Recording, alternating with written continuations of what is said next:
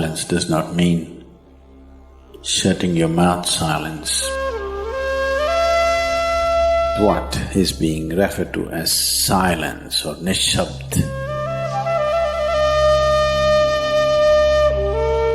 One cannot do this.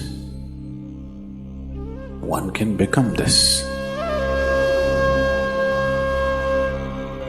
See if you can articulate the same things that you're saying with half the number of words.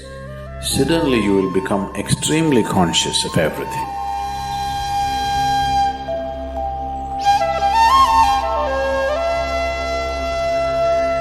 The wind makes its own sound. So does the water.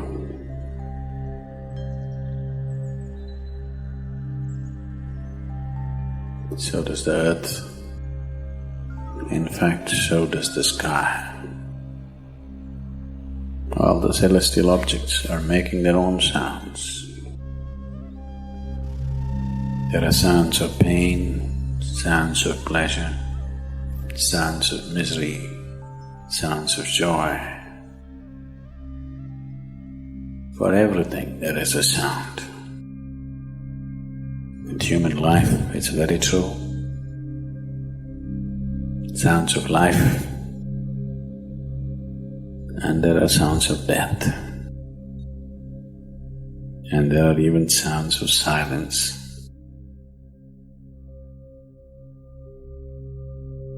So this complex amalgamation of sounds, different kinds of sounds, creates different intent, different levels of compulsiveness,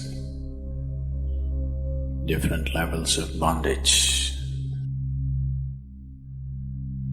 and different possibilities of entanglement.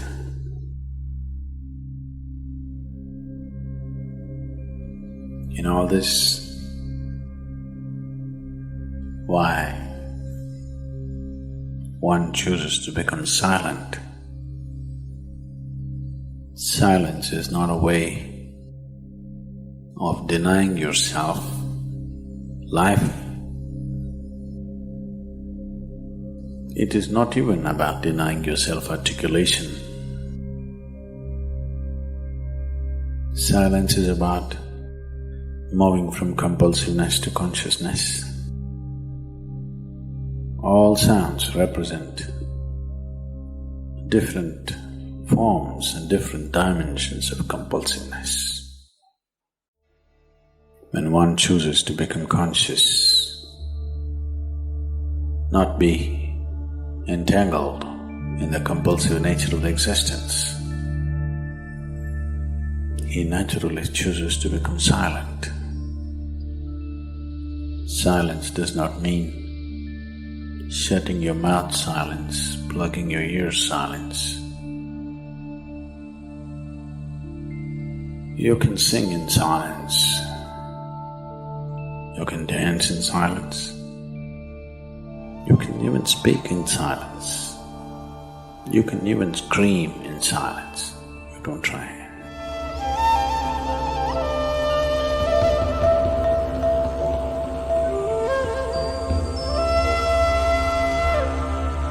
That does not mean when everybody is silent you scream. That is not screaming in silence.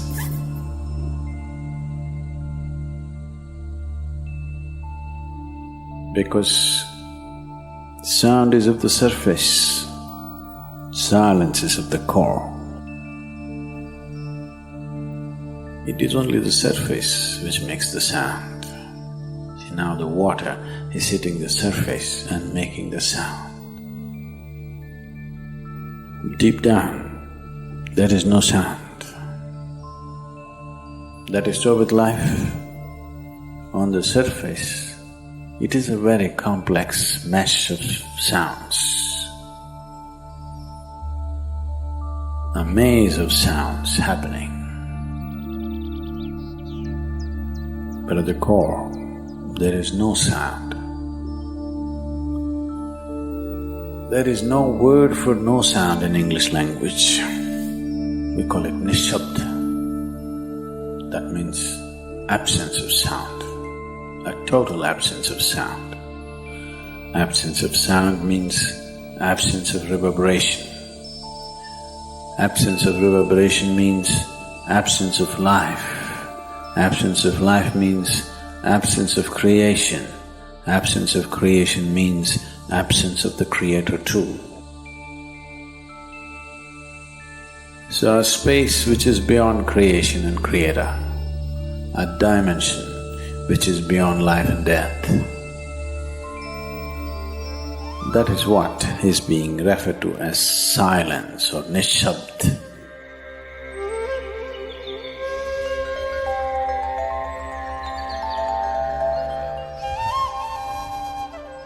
One cannot do this.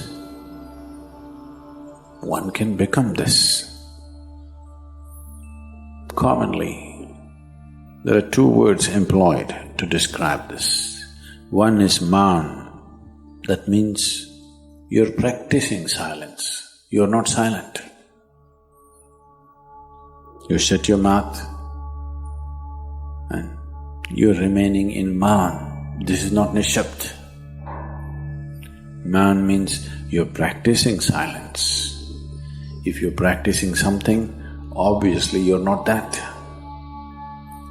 Are you life or are you practicing life? I'm asking you. Are you life or are you practicing life?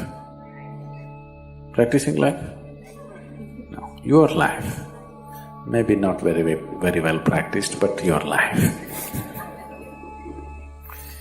Similarly, there is a difference between practicing silence and becoming silence. Practicing silence starts as a certain restriction,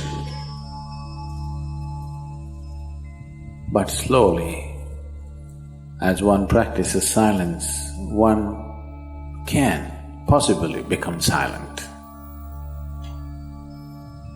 One can become silent in intense activity, but nobody can keep up intense activity forever. Moments of intense activity are only moments, nobody can sustain it. You'll expend yourself. Only if you can achieve it in inactivity, it is sustainable. If something is possible only in intense activity, it is never sustainable. In a very intense and ecstatic moment of singing, somebody may become or taste a moment of silence. But how long can you keep it up? Your throat will tear and your neighbors may kill you. Possible. So this possibility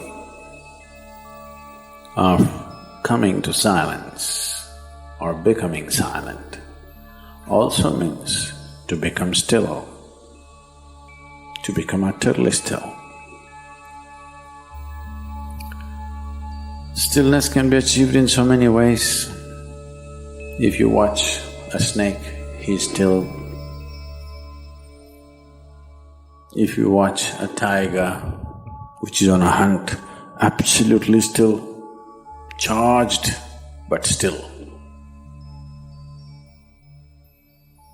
These are all different dimensions of stillness practiced for survival. If a snake moves too often, he'll get killed. If a tiger does not know how to be still, he'll never get his food. These are all acts of survival. A human being, for survival, he has to be active. Only when his vision falls upon something which is beyond survival, then he will think of stillness.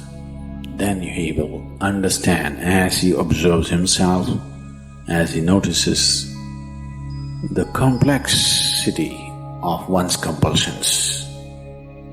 He understands the only way to solve it is to become still. to train this body, to train this mind, to become still.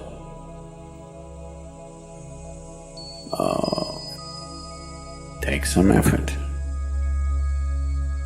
If one is simply blissed out, he will become still. But otherwise one has to work. Bit by bit, one has to work to bring this body to absolute stillness. Most people cannot hold their body in one place for any length of time. They're all the time in moment.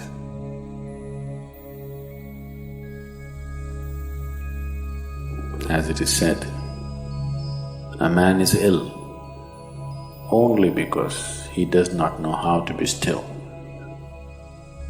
Because in stillness, you're in touch with a dimension way beyond creation.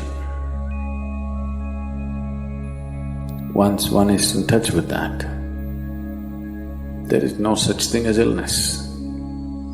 If I sit here and the body rots and falls down, still there is no illness, it's just there. Because in fact, when one becomes utterly still, he may not be able to hold on to the body unless he learns the tricks, the mechanism of the body. So why should I become still? Will I lose my body? Anyway, you will lose your body. When the time to lose your body comes, if you want to lose it gracefully, then you must know at least a little bit of stillness. If you want to put your body down like you can put this piece of cloth down, with the same ease, with the same gracefulness, then you need to have some stillness in you. Otherwise, you and your body, you have to be torn apart, which is an ugly thing to do. When you're being torn away from your body, it is an ugly and painful thing to do, unless you can keep it down. There's no grace in life. So if one has to attain to that grace, at least a certain amount of stillness has to enter your life. For this to happen, a certain level of silence has to enter your life. If right now it is not coming, at least practicing a little bit of mouth. In an hour, if you're speaking 1573 words right now, how many more? How many words do you spit out in a minute? 1573, you're actually doing that many? I thought that's impossible. Okay, I believe you. So whatever number you're doing, see if you can articulate the same things that you're saying with half the number of words. Suddenly you will become extremely conscious of everything. Right now, our oral diarrhea is happening. If you're doing 1573, it's diarrhea, okay. Now, if you have to hold back half the words and still say the same things, now you have to be very conscious, otherwise you cannot say it. Just try this and see. Tomorrow, one day. In an hour, normally what number of words you utter, make it half. Don't curtail your activity, still say the same things. But with half the words, how wonderful the whole world will feel, you know.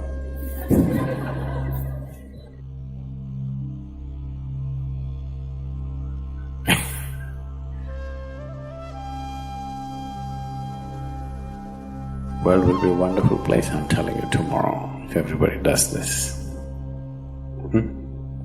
Many marriages will be saved.